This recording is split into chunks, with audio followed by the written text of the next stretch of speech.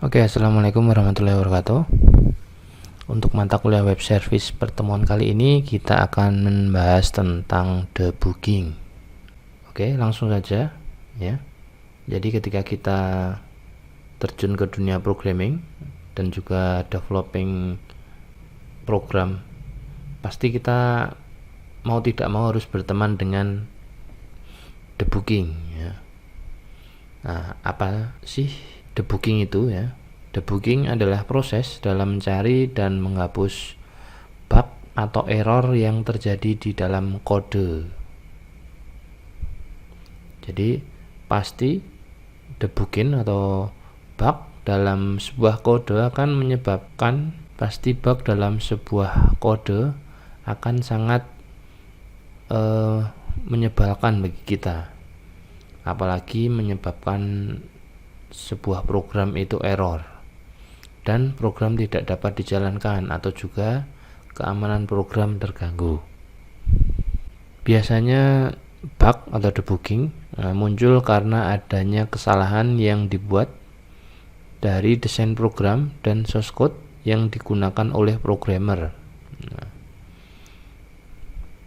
Dengan proses debugging ini, maka programmer atau developer akan memastikan bahwa sistem terbebas dari bug sehingga dapat berjalan sesuai dengan spesifikasi yang sudah ditetapkan atau diinginkan. Bug atau debugging ya, inilah menjadi permasalahan pada sebuah aplikasi atau software yang tidak berjalan dengan semestinya. Contohnya ketika gagal login, error input data, kemudian disfungsi fitur ataupun blue screen dan lain-lain. Nah, jenis-jenis debugging ya. Yang pertama ada programming dan computer science. Nah, jenis yang pertama ini yaitu dalam bidang pemrograman dan teknik ilmu komputer atau computer science ya. Nah, di sini debugging adalah proses multi-step yang melibatkan identifikasi masalah, mengisolasi sumber masalah, dan kemudian memperbaiki masalah atau menentukan cara untuk mengatasinya. Nah, langkah terakhir dari debugging ini ya seringkali menguji koreksi atau solusi dan memastikannya berfungsi. Nah, itu adalah programming dan computer science. Kemudian jenis yang kedua ada software development. Dalam pengembangan perangkat lunak atau software development, debugging merupakan sebuah proses yang dimulai ketika pengembang atau develop menemukan kesalahan kode dalam program komputer dan mampu mereproduksinya. Kemudian jenis yang ketiga adalah hardware development. Nah, jenis debugging ini terdapat pada pengembangan perangkat keras atau hardware development. Dalam jenis ini proses debugging biasanya mencari komponen perangkat keras yang tidak diinstal atau dikonfigurasi dengan benar. Sebagai contohnya, misalnya seorang insinyur mungkin menjalankan tes koneksi JTAG ya untuk mendebug koneksi pada sirkuit terintegrasi atau integrated circuit. Nah, ini adalah jenis-jenis debugging. Ada programming dan computer science, kemudian software development dan hardware development. Selanjutnya jenis dan macam strategi dalam debugging. Yang pertama ada strategi pembelajaran, kemudian yang kedua ada pengalaman atau experience, kemudian yang ketiga ada analisis maju atau forward analysis, kemudian yang keempat analisis mundur atau backward analysis ya. Yang pertama adalah strategi pembelajaran. Jadi sebelum menemukan bug dalam perangkat lunak atau produk, sangat penting untuk mempelajari perangkat lunak atau produk tersebut dengan sangat hati-hati.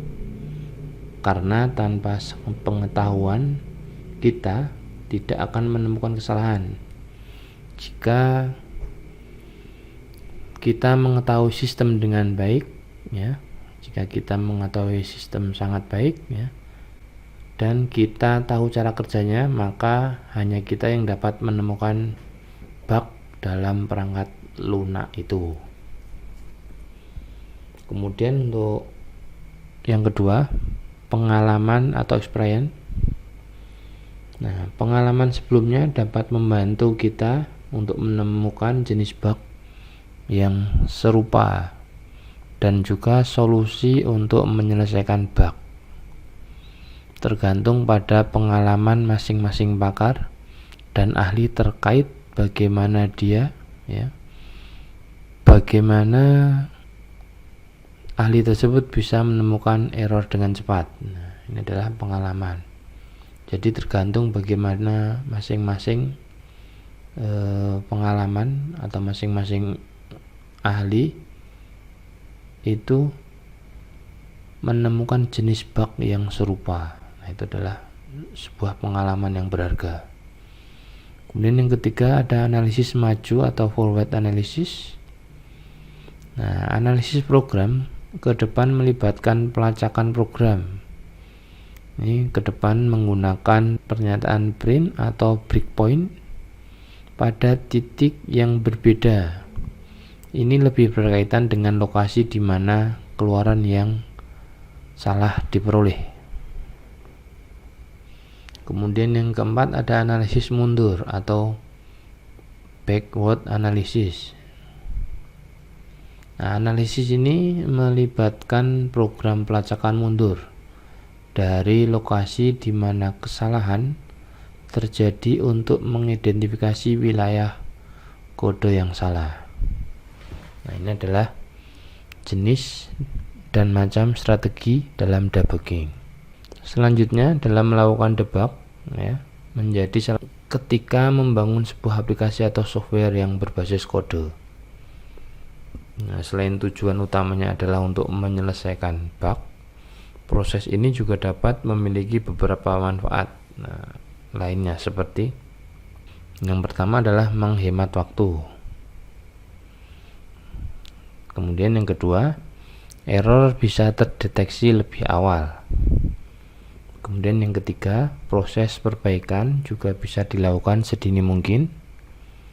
Yang keempat, dapat menghindari kesalahan pada saat desain program lebih lanjut. Kemudian yang kelima, bisa memberikan informasi struktur data. Dan yang keenam, membantu developer dalam mengurangi informasi yang tidak berguna. Kemudian yang ketujuh, mengurangi risiko hacker yang menyusup dari celah bug atau error. Dan yang terakhir, developer bisa menghindari proses testing yang rumit sehingga dapat menghemat waktu dan energi ketika coding. Nah, itu adalah manfaat yang diperoleh ketika kita menyelesaikan bug. Selanjutnya cara kerja debugging, ya. Nah, hal ini karena cara kerjanya ini sangat dekat dengan pekerjaan coding, ya. Ini adalah penjelasan mengenai cara kerjanya. Yang pertama itu mentranskripsikan bug.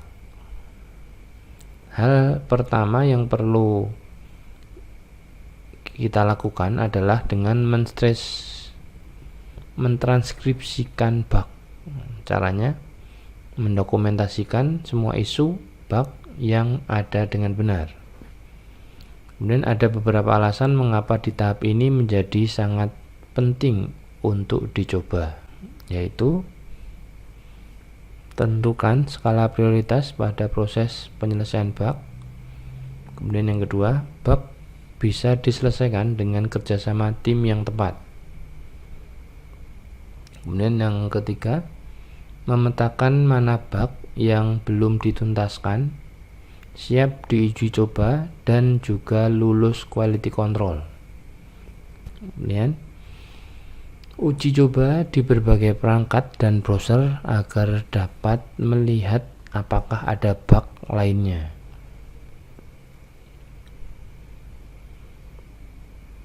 Selanjutnya yang kedua, untuk cara kerja debugging, mengidentifikasi error.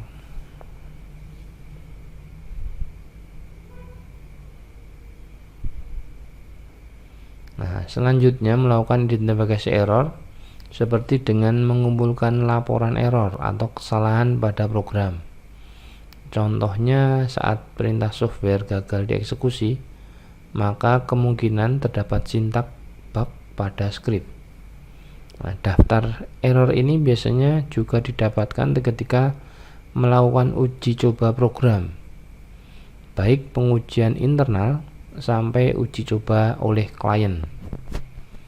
Dan pada tahap ini pastikan benar-benar mengidentifikasi program secara menyeluruh, sehingga proses ini menjadi lebih efisien dan juga nantinya tidak ada lagi bug yang masih tersisa.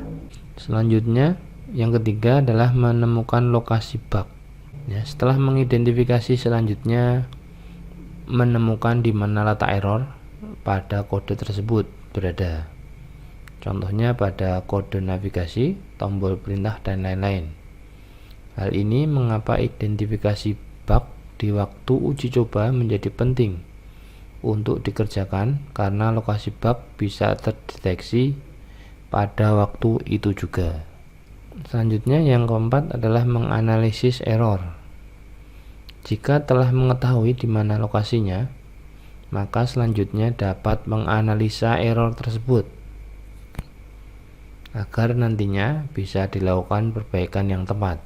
Nah, sebagai tipsnya dapat menggunakan teknik bottom up atau analisis dari kode terkecil di lokasi error sampai pada kesatuan kode di sekitarnya. Tujuan hal ini adalah agar dapat mengetahui bug-bug lain yang terdapat pada sekitar kode error, serta meminimalisir risiko error tambahan di waktu perbaikan. Kemudian, seperti sebuah radar dan bisa mensolusikan pada pusat error, sekaligus menemukan error-error lainnya. Hal ini agar memastikan kode yang error tersebut apakah masih memiliki efek pada kode-kode lainnya atau bukan. Selanjutnya yang kelima, membuktikan analisis error.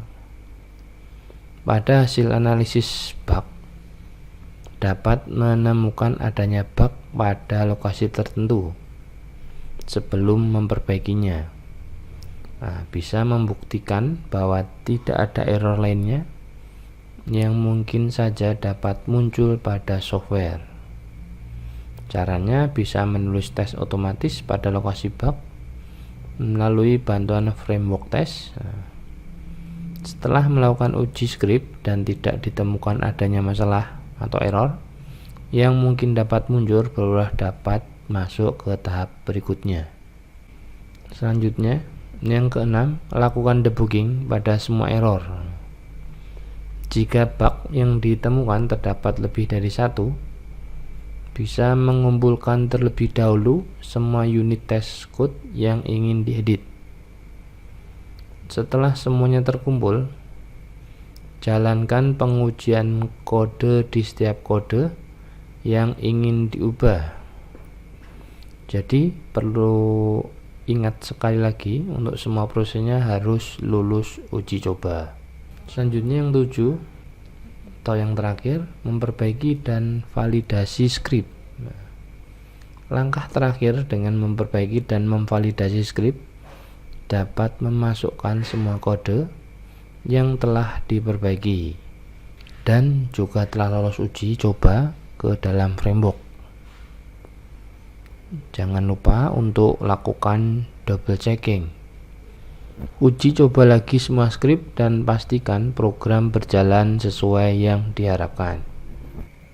Nah, ini adalah alat debugging tool yang bisa kita temui. Ada GDB atau GNU Debugger, kemudian LLDB, kemudian ada Radar 2, Microsoft Visual Studio Debugger, kemudian ada Valgrind, ada WinDBG, ada JavaScript Firefox Debugger, kemudian Eclipse Debugger, ARM DTT atau Alinea DTT, kemudian WDW Open Webcom Debugger, kemudian ada Firefox Developer Tool. Nah, itu adalah jenis debugger, kemudian macam dan jenis debugger, ada manfaat debugger, kemudian cara kerja debugger, dan tool-tool yang digunakan untuk proses cek debugger. Oke, untuk debugging ya, teori singkat tentang debugging demikian dapat saya sampaikan ya. Terima kasih atas waktunya. Kurang lebihnya saya mohon maaf. Saya akhiri. Assalamualaikum warahmatullahi wabarakatuh.